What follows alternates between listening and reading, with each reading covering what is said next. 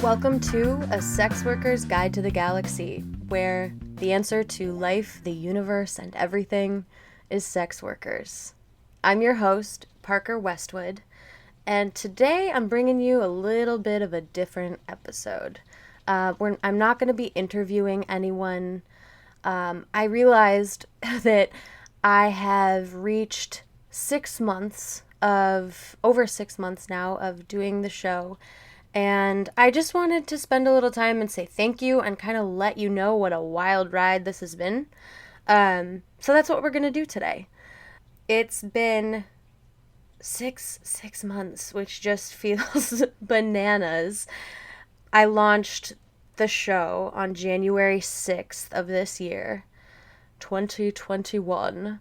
And the listenership that I had was pretty reasonably impressive for that first month. I think I had a total of 900 or so downloads. And then the podcast was featured in an article by Hot Pod, a news outlet for podcasting news. So that was really exciting. I was really proud to be featured in that. It was an article called How Sex Workers Try to Make Podcasts Work for Them. And it was by Arya Bracchi. If I'm pronouncing that last name wrong, I apologize. Bracci. And it featured Megan Sapphire as well, another sex worker who creates podcasts. The podcast that they were featured in this article for was Sapphire's Earplay, which just sounds sexy as all hell. And this article was about censorship that sex workers experience and how podcasting is still kind of a new frontier, and sex workers have started to lean into that as an outlet to tell our stories and be heard and have a voice, and the censorship that we're experiencing. And one of the things I picked up in reading it and kind of hearing about Megan Sapphire's experience is that, like many things around censorship and law, it was pretty racialized. Like, I have not, knock on wood, I haven't experienced any censorship thus far, not that I am aware of. I haven't had a problem uploading stuff onto Google or Apple or any of those things. But Megan Sapphire has, and that is a huge problem. And I'm grateful that the article kind of outlined that. And it's something I'd like to call out more specifically and look into. And hopefully a future episode will be all about such things. I'm alluding to potentially something that's happening. So there's that. Yeah, and all of these articles and things will be linked in the show notes if you want to take a look and if you didn't get to see them. I'm nervous, so I'm talking fast. Why am I nervous? Because I'm alone. I haven't done a show on my own I haven't done a recording that I put out to all of you alone since the trailer, and I was very nervous for that trailer as well. In that same month that the Hot Pod article came out, I was contacted to be featured in an article by Thomson Reuters, and that was a very exciting moment. I don't think I quite knew just how big of a deal that would be. But on February 26th, an article called Our Stories Don't Get Told, Only Now a Sex Workers Podcast Aims to Change That, by Christine Murray, was published, and my listenership skyrocketed.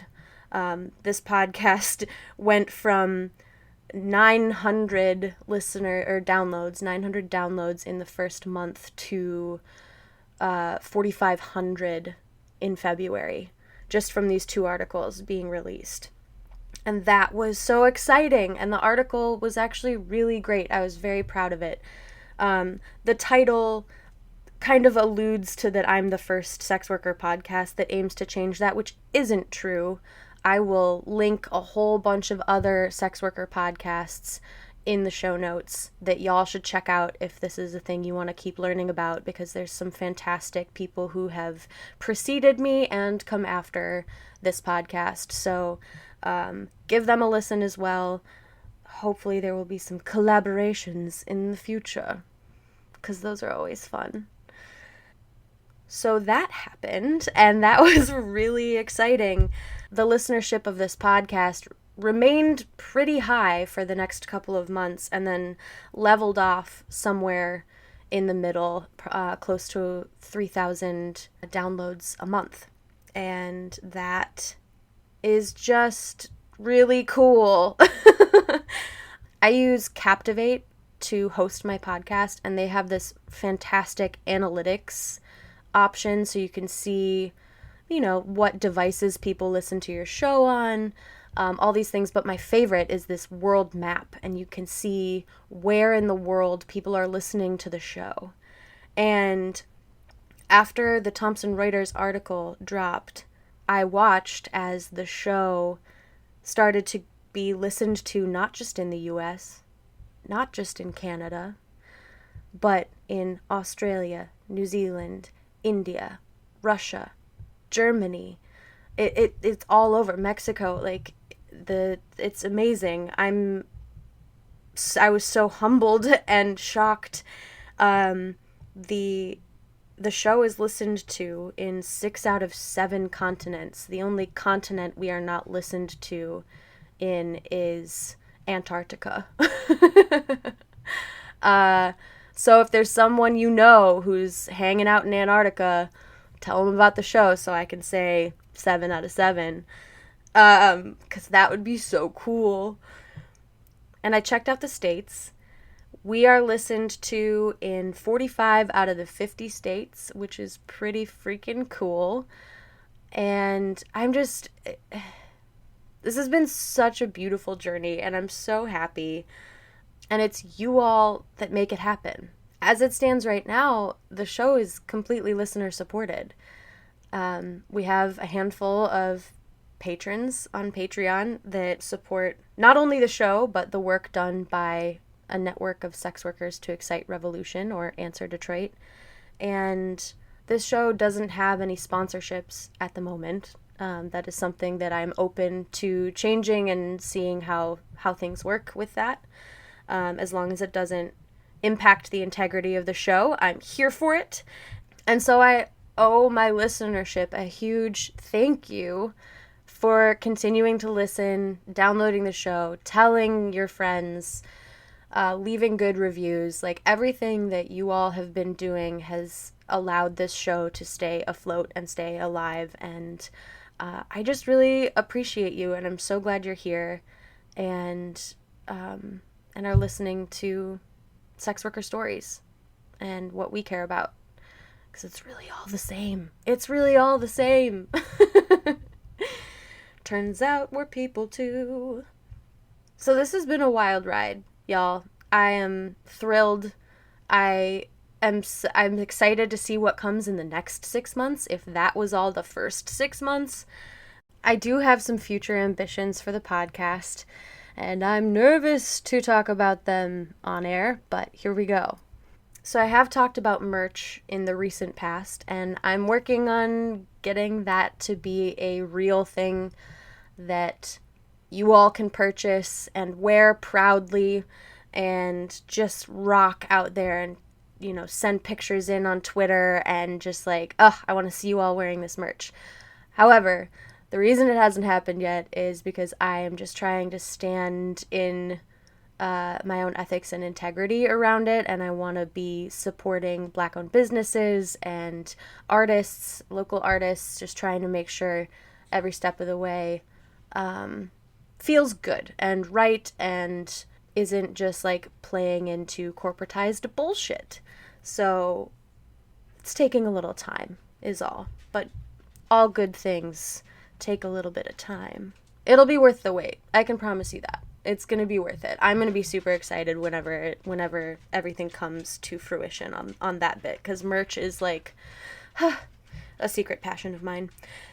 I also would like to have a fully operational official website by the time this year ends. Oh my God, setting deadlines on air is terrifying. But that is what I would like.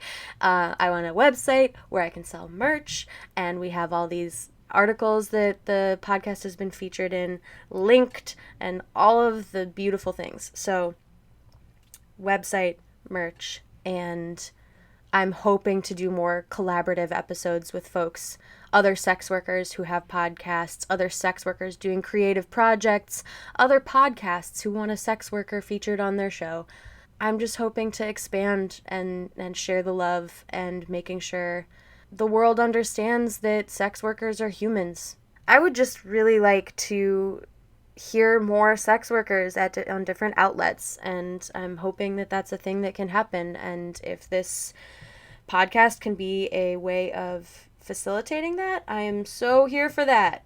So me and some of my lovely friends and confidants have been researching how to get more of our stories heard, get more people from different areas of sex work on the show. I promised diversity, and I've been trying, but I think I can try harder. I'm very well aware that I'm lacking in certain areas. I'd like to hear more sex workers of color on the show. I'd like to get a bit more breadth of experiences on the show, and so that is a thing I'm recommitting to you here at the 6-month mark, that I will be trying harder to make sure that I have good representation on this show.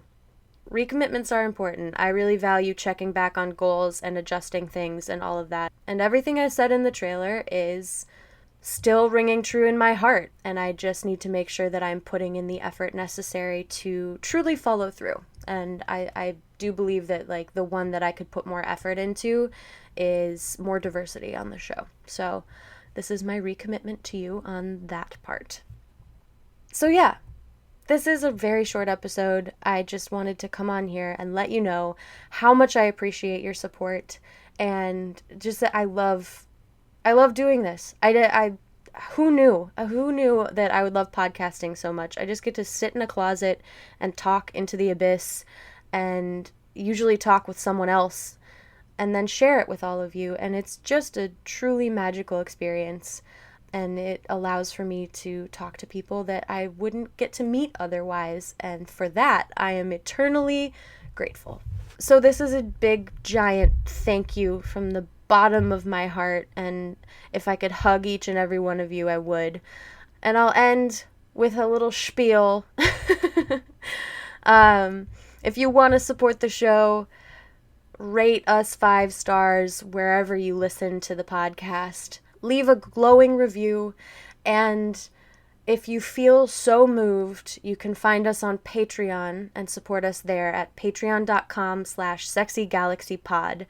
I've been posting a couple bonus episodes here and there. I'm getting better about posting content because I wasn't for a really long time, but I'm learning.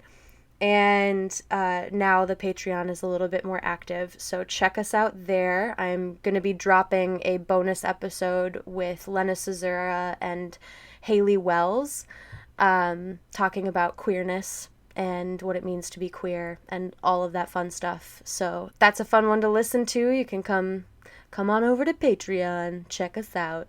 50% of the proceeds of all Patreon subscriptions. Is it a subscription? Membership? Why not? Either one. 50% of those proceeds go to support the work of Answer Detroit, a network of sex workers to excite revolution. And I just am so glad you're here. So glad you're here. That's the most important part. If you can't afford to support on Patreon, that's totally cool. I love that you're listening, so keep listening and enjoy your day. Ooh, space fact. There's a trick to time manipulation. We all know time is made up. It doesn't make any sense, especially we've learned after the quarantine and COVID times and all of that. Time really doesn't make any sense. So, to help with a little bit of time manipulation, carry something in your pocket or in your purse or in your fanny pack, whatever you got. Carry something with you that sparks joy, makes you feel optimistic, something like that. Because this works if you just look at it and hold it and like let the joy wash over you and like kind of carry that forward into what you're doing. And it creates this time vortex or a fold in time where you can actually make time go a little faster. It helps you to value the moment, but it also helps you to fold time in on itself. And all of a sudden, 2 hours will go by and you thought it was just 10 minutes. Maybe this isn't a space fact, but it's pretty freaking cool. This is why, like, falling in love and being around people you love, like, tends to make time go by faster. It's, you're releasing endorphins. It's all about the endorphins. Anyway, that's a little time travel trick. So, there. Sew buttons on your underwear. Nanu nanu, motherfuckers.